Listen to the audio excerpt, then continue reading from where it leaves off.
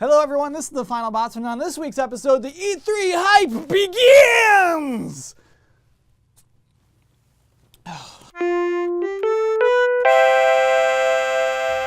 Welcome to the show. I am Kyle Bosman, and I am feeling genuinely excited because E3 is upon us at this point. It feels real. It feels like it's happening, and it feels like this is something I wait all year for. It's back. I'm in it. I'm in my Honda Element. It's E3 time. Why I'm super excited today is that at this point, all of the press conferences are locked in. So it seems like a good time for an E3 2014 press conference breakdown. On June 9th, the E3 festivities will, as usual, begin Monday morning at 12:30 Eastern, 9:30 a.m. Pacific with the Microsoft media briefing titled Xbox Game On. What you can be excited about, Don Matrick won't be there. I feel like he's the reason Han Solo was dancing. I feel like he's partially responsible, and also probably very responsible for why the Xbox One is in the state it is right now. So, hey, have a great time at Zynga, man. Sorry you won't be at E3. And yeah, instead we have Phil Spencer, the new head of Xbox, a man who is into it. He likes this stuff. Look at his Twitter avatar. That's the old Xbox logo. He's consistently, single-handedly hyped up E3, and I believe it. I believe he has things to show. And I mean, the title is Xbox Game On. There's got to be games. It's going to be big. What to be cynical about? The phrase captured on Xbox One. So last year, Microsoft actually did show a lot of games at their E3 press conference, but I think it was all overshadowed by their then ridiculous policies of how connected an Xbox One had to be and how you can't just flip a switch. You can't just turn this off. This is gonna, yeah, you can. But anyway, that press conference began with a huge trailer for Metal Gear Solid 5. You know, and that was like the first numbered Metal Gear Solid game that would debut at the same time on an Xbox console. This was probably a big deal. This year, I don't think it will have the same impact because we've seen how Ground Zeroes runs on an Xbox One and how it runs on a PlayStation 4. And just last week, maybe the week before, the big reveal trailer for Call of Duty Advanced Warfare started with the phrase, "The following was captured on Xbox One." And I don't think that had the intended impact. I think that exists there, so it's like, oh, whoa, this is all gameplay? Haha, whoa, amazing. And it's not that. It's kind of just, oh, okay, show us the PlayStation 4 version. It's that. It's a bummer, but it's a reality. You know, it is. This past year, we've seen a lot of third-party games look best on PlayStation 4, and so it does diminish the impact of a third-party game in an Xbox press conference, and that's just sort of what they're up against this year. I mean, maybe it'll all work out. Maybe the cloud engine, maybe that will fix things. Maybe that will bring it to parity with a PlayStation 4 or above, but that needs to be proven. And till then, that's all hootenanny. Let's see some good-looking games. Despite that, my hype level, 4 out of 5 grinning Matrix. Next, we'll have EA's press conference, which this year is called EA World Premiere, E3 2014 Preview. And that'll happen at 3 p.m. Eastern Time, noon Pacific. What you can be excited about? Star Wars. Oh man, Star Wars is going to be at E3 this year. EA has attained exclusive rights, responsibilities, and privileges to develop Star Wars video games. All of them will be from EA. And I expect that we'll see a lot more return on that investment at E3 this year. And EA has promised 6 new games. One of them will be Star Wars Battlefront 3. Oh, come on. Yes. Battlefront 3 is like a game that's all of us want. You see Star Wars and you see a huge battle and you're like, oh, what if I could be in that? And this game's like, yes, come on, be in this battle. And you're like, what, I can fly? And it's just, great, excellent. What you can be cynical about? EA the company. So EA, as a business, is very good at making money. Last week they announced that their stock went up 12.3%. after their earnings results. Great job, EA, at making money, and they're so good at that skill at making money. I don't know, that willingness tends to permeate through all their games. EA even said so. Just, yeah, we'll add monetization to all of our single-player games. Oh, sure. Thank you. I remember last year, their press conference opened with Plants vs. Zombies Garden Warfare, and that was the coolest thing That was EA. You're making a fun game just for fun? This is what? Look how fun this game looks. Cool. And then, of course, I guess 2 weeks ago, EA announced, oh, hey, players, now you'll be able to buy booster packs, so you're welcome. And it's like, what? That was it, wasn't it? That was your dumb plan all along. That's why that game's so cheap. Because, you can charge for booster packs. Great. I love booster packs. Let's be clear. That's just why, I mean, how do you think these come on my desk? But digital booster packs? No.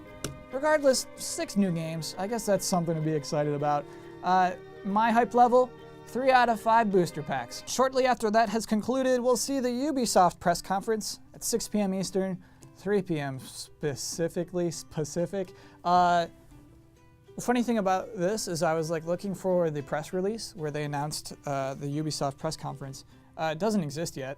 It's just that the invitations went out, and so the people who were invited are letting us all know when it is. Thank you, people who were invited. What to be excited about? Unannounced games. So Ubisoft, the last 2 years running, has ended their press conference with just like a game you never even thought they would be working on. First it was Watch Dogs, then it was The Division, and they just have that appeal of like, here's a new game you've never seen. Here it is. It's like, whoa, thank you. I feel like Ubisoft likes this opportunity.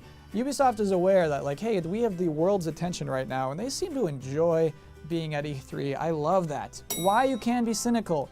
Boy. Unfulfilled promises.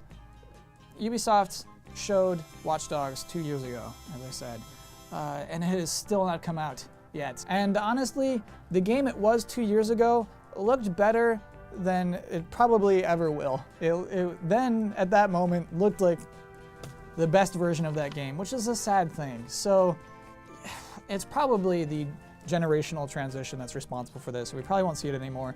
I feel some of that ill will towards Watch Dogs is rubbing off on The Division. And like, Division doesn't need that. It doesn't need that coming on. It's not Watch Dogs, they're not related. Same kind of thing. Ubisoft, yes, it's fantastic when you show us this amazing new game that we'd never even imagined. However, like, if it's not ready to be seen, maybe keep it in the oven for a little while longer. Make sure those cookies are ready before you pull them out and just like show us like, here's our little doughy circles. They're gonna be good, huh? And we're like, yeah, they do look good. And then you eat it and that cookie wasn't as good as that cookie that I saw earlier.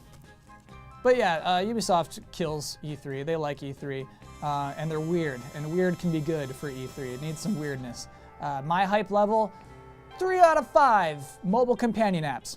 And finally, on Monday night, Sony will have its press conference at 9 p.m. Eastern, 6 p.m. Pacific. They just like nighttime. And what you can be excited about? Fall 2014, baby.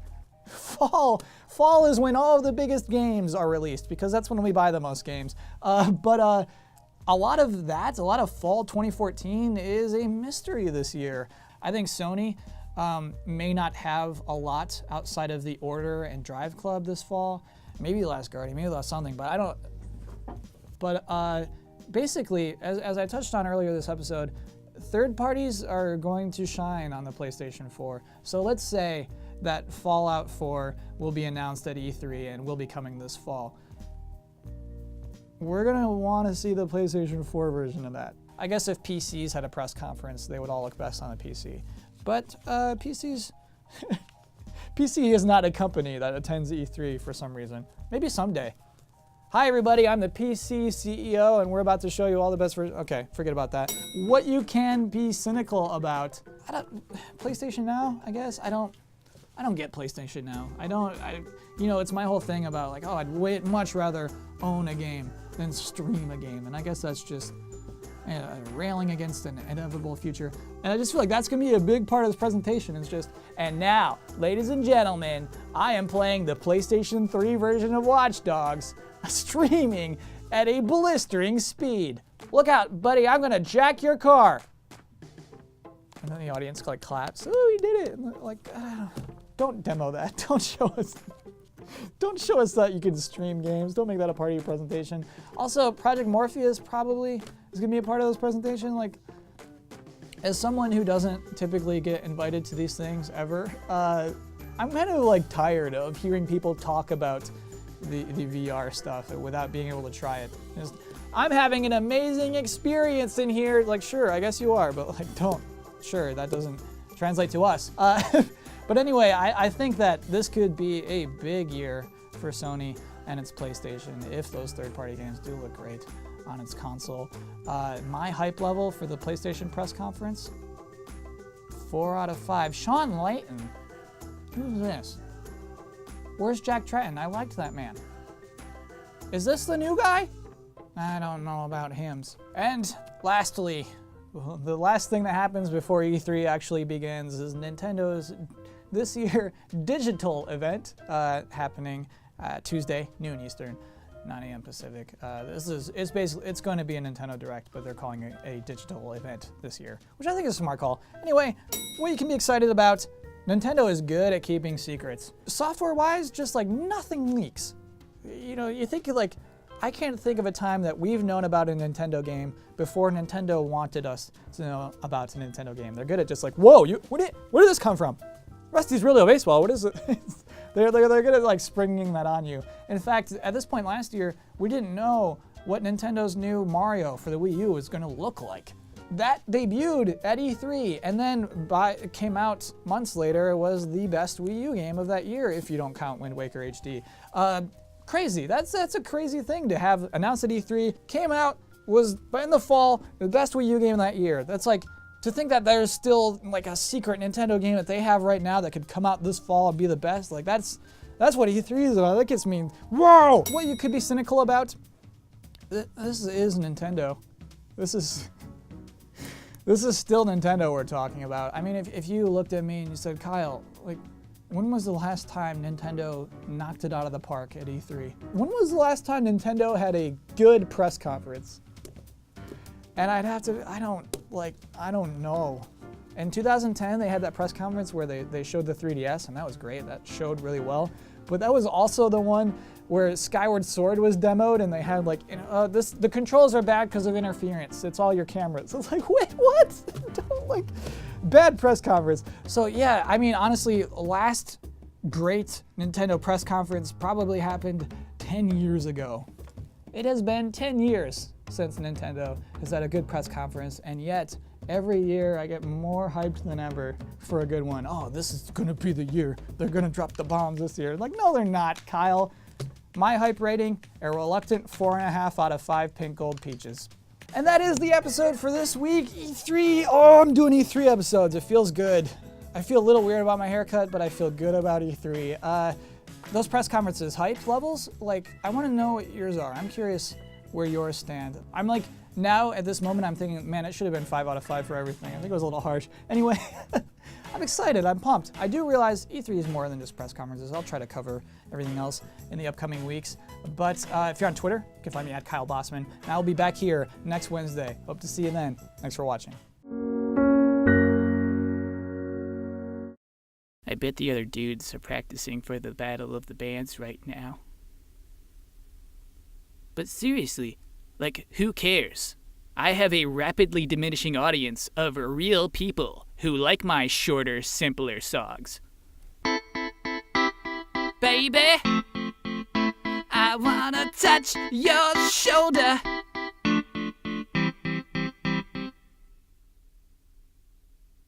It's good to be me. Hey, baby!